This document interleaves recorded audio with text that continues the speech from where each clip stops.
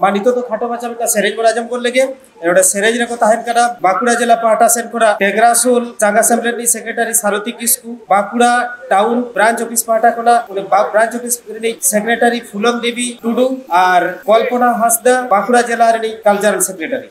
आसेका पश्चिम बांगला होते जाओ शर्मा लेका के नेसो सनाम जिला चांगा और चांगा को आते कोलकाता रे रांगावना हुलसई सापड़ाव आकना ओना सापड़ाव आखड़ा रेन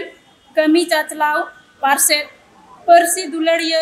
गो बाबा बया मिसी सानाम कोगे मारांग को तो जोहार हुडिंग को तो दुलड़ तुम चाल काते मेटांग प्रदीप सरेन गमकिया सेरेन ले जमा के पे कांता बोला याबो मदी मिया बो खेरवाल जती तारे नड़ी यालक जड़ी लिखा गे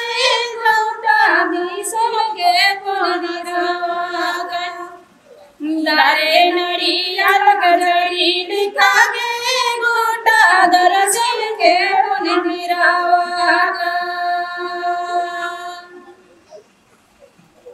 सारी सरजम्बुट सारी धर्म कथा गुरु झरना दिंगी दालिका गे बाई बैठे गोटा मिलवा कर